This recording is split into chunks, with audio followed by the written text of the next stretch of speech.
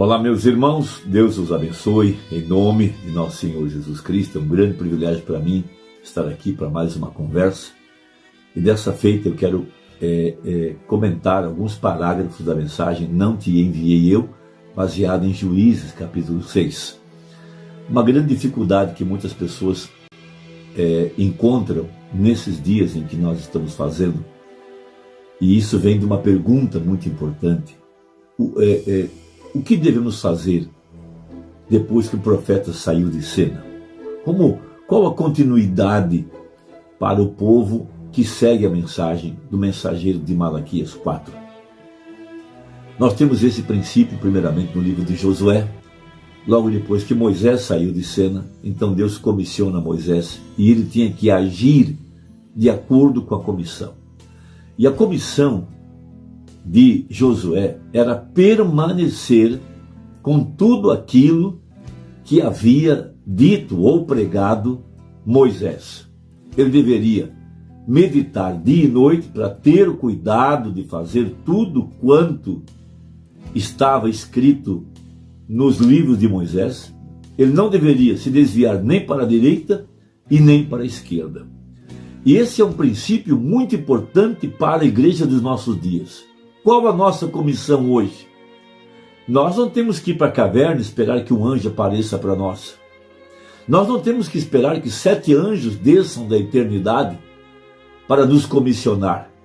A nossa comissão é a mesma de Josué: agir sobre a palavra do profeta. Nós temos esse mesmo princípio no livro de Juízes, capítulo 6.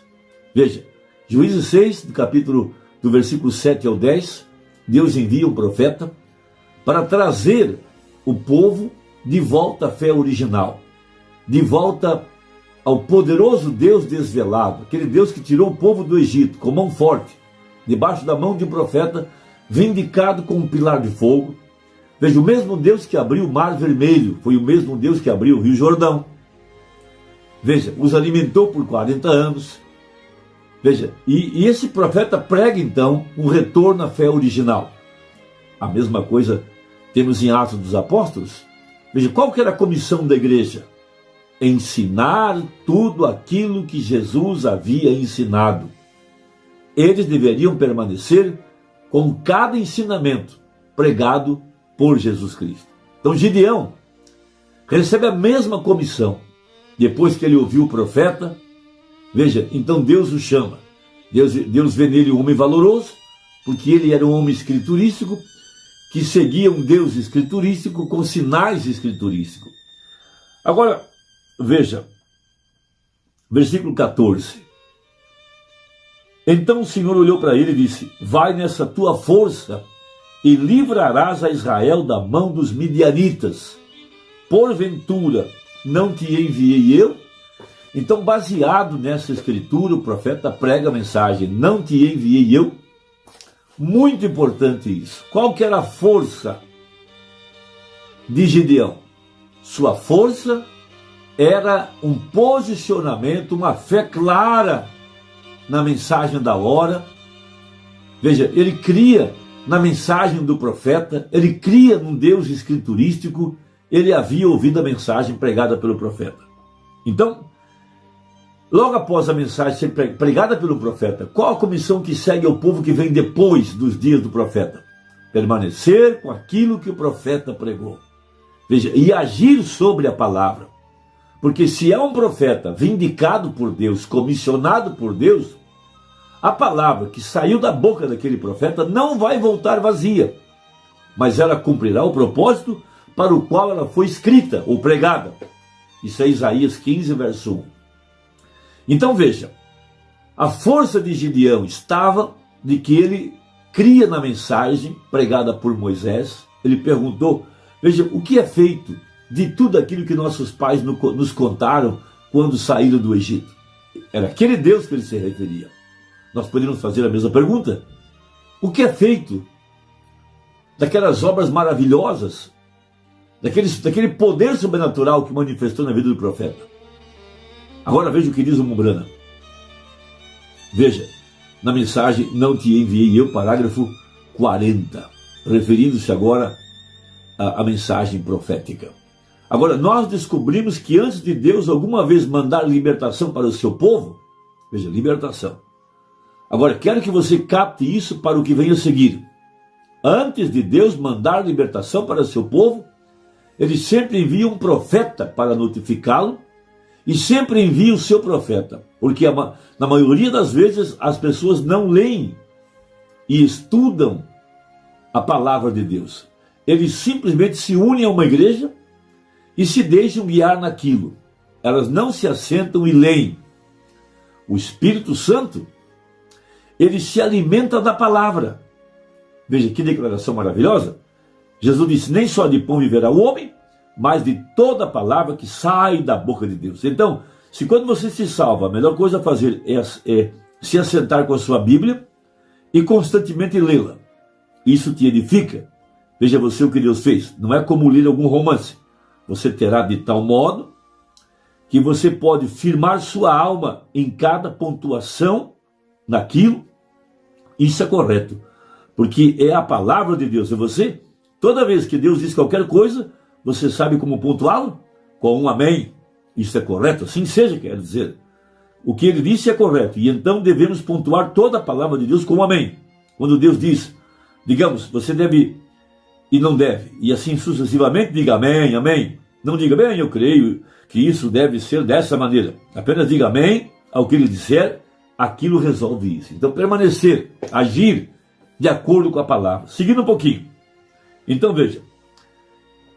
Parágrafo 42. Então, Deus falou a esse profeta, isso é Juízes 6, do 7 ao 10. Os midianitas haviam tirado tudo o que eles possuíam, e eles estavam morrendo de fome. Ele disse: vocês não se lembram que eu sou o Deus que os tirou do Egito?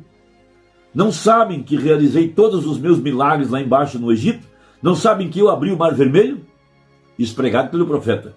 Alimentei seus pais por 40 anos no deserto, derrubei os inimigos ao redor deles, não os tirei do meio dos amalequitas e tudo mais que estava diante deles? Eu sou Deus. Apenas retornem para mim. Me observem, recordem sempre ou imediatamente depois da mensagem daquele profeta. Onde é que nós estamos? Deus mandou um sinal, mandou a voz do sinal. Enviou um profeta, ele pregou a mensagem. O que segue agora? Qual é nossa comissão?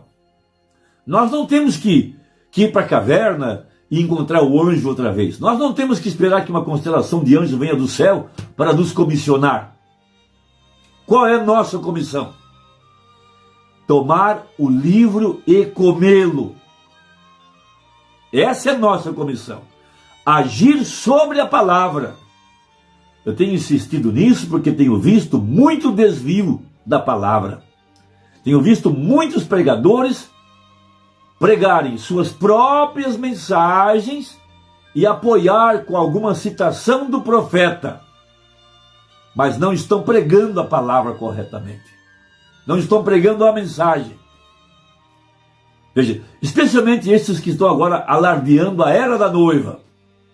Como que se houvesse agora alguma mensagem nova que algum homem vai ter, ou algum tipo de sentido que o profeta não deu. A nossa comissão é permanecer com a mensagem. Essa é a nossa comissão. Veja, Deus vai operar logo depois do profeta. Depois do profeta entregar a palavra, então Deus vai operar na palavra.